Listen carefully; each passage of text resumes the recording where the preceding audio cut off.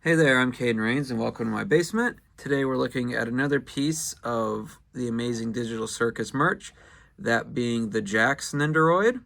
We looked at the Pomni Nendoroid earlier in the week, as well as a couple less articulated pieces of digital circus merch, those being Animates and Animinies. But this is the final one I got for now. We'll see if anything comes in the future. But here we've got Jax, everyone's favorite purple rabbit, ragamuffin, whatever you want to call him. And yeah, so this is another Nendoroid, just like the Pomni one, same brand and everything. So let's take him out, see what kind of parts and pieces he's got for him, compare him to Pomni, and then find him a place on the shelf. So here is Jax in all of his rabbitine masculine glory. He is, he's about what you'd expect from an Nendoroid of Jax, and he comes with a couple various accessories that you can see here.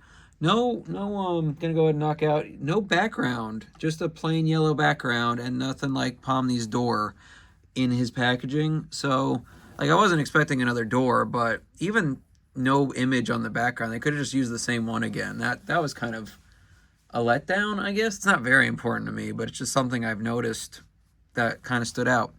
But anyway, on to his actual pieces.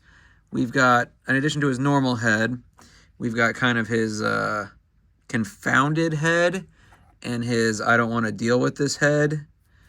And like with Pomni, you just sort of pop it out. Come on, there we go. And then just stick in the one you want there. Pretty easy, but solid enough that it's not going to come off on its own unless you're like really banging it around, which I hope doesn't happen to mine. I'm going to leave him with his kind of Cheshire, oop, there we go, his Cheshire grin kind of look, because it's his default. Might go to this one eventually, but anyway, so there's that. His other accessories are just arms and hands. So in addition to his straight hands here, or arms here, along with fists, we've also got a bent arm with an open hand, which can just go in like that. Gotta kind of angle it so it doesn't hit his own head. And then, like with Pomni, you can just take his hand off and pop on this one with a key if you wanted to do that. Well, it's fighting me a little bit. It's usually not that difficult to do this. Come on, Jax. Don't be as much of a jerk as you are in the show.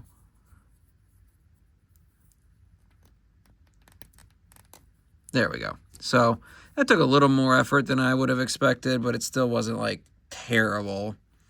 I've had to put more effort into dealing with figures pieces before. So that's fine. I kind of wish his, I don't know, the key was at a different angle. I guess like this is probably the intention. So that's fine. But then the other thing you can do is you can take the bent arm off the shoulder.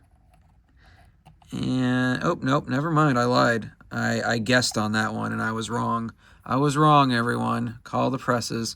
So anyway, I thought you could make it so his arm was straight out, but I made that assumption poorly. But what I'll probably do here, just to show off some more of the piece swapping, is get a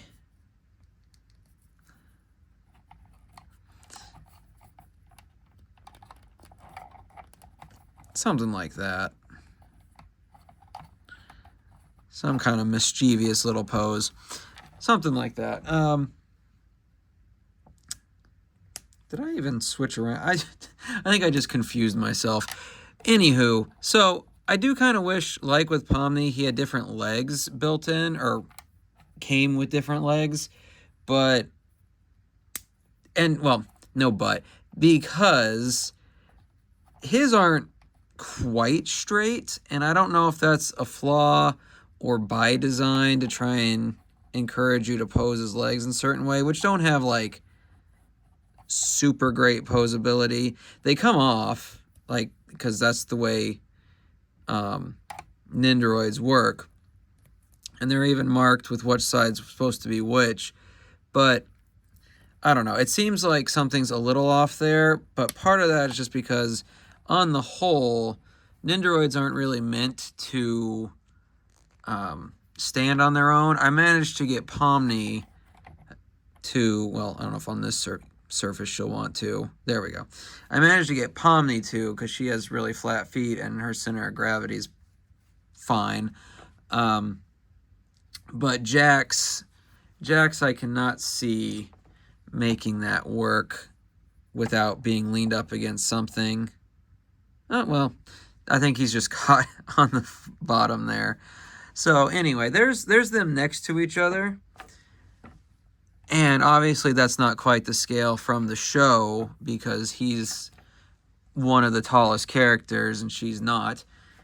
But, you know, it's a good representation for the chibi style that these Nendoroids sort of hit. Again, I don't know if I'd call them all chibi, but some of them are a lot more chibi than others, especially the more realistic or even anime, traditional anime style characters they've got. Those definitely are a bit more chibi when they're transferred to this style. These two, especially Pomni, I don't know if I'd call them chibi. They probably, like most people probably would, but I don't know. That's just me. So that's them. That's Jax added to the thing. He doesn't have his tail, which I know was, oh, there he goes. So like I said, not really meant to stand on their own. But he doesn't have his tail, but that was probably before, well, not before Gooseworks had it figured out, whatever that issue is with it, story-wise. But, yeah, if you look at this, his legs, I don't know the logic behind that. I would probably have just made them a little bit straighter, but who's to say? So anyway, no tail. It would have been kind of neat if that was an option, but I'm not complaining about it. I'm not going to pose him with his butt facing out. So anyway, now that we've taken a look at him, his parts, and how he compares to Pomni, I'm going to reassemble him in a pose that kind of makes sense to me, and then plop him on the shelf. And I've already got a place picked out. So let me put him back together, and I'll meet you there. That's what everyone wants, a straight couple. So here's where I've put Jax for now, hiding out among the Koopas as, I guess, a Nabbit impersonator. He's got some of the color scheme down, and he would probably be the sort to crash a wedding or something if he had the opportunity. He'd definitely crash an NPC wedding if he had the opportunity, especially if violence would ensue. I did decide to stick with his default face. If I move him to somewhere else where there's something zany or confusing or whatever going on, I'll switch his face. But on the whole, I'll just stick with this for now. I did manage to get him to stand, but he might be getting a tiny bit of help from Bowser. So just don't tell anybody, because it looks more impressive if they don't know that I had to fiddle with physics to make it work. But anyway, that's my review of the Jax Nendoroid from the Amazing Digital Circus. I like him overall, even though Jax isn't my favorite character. He's one of those where I know, to me, he's more narratively important than he is character, I don't know, attached. He's as an attached character to me. And I think it kind of comes down to the fact that some people have had to deal with people like him in real life, and it wouldn't be fun to be stuck with him. I'll be stuck with Pomni, I'll be stuck with Ragatha, but don't get me stuck with Jax for a number of reasons, mostly his attitude though. So here's where he's hiding out on my shelf for now. And yeah, let me know down below if you've got the Jax Nendoroid, if if you think he's a good Nendoroid, or if you've had problems with his legs like mine seems to, or if you wish you'd gotten him, or glad you didn't, / wish you had, whatever. I always love hearing from you guys, letting me know what you think of stuff. But for now, I hope you had a good time in my basement, and I'll see you in the next one.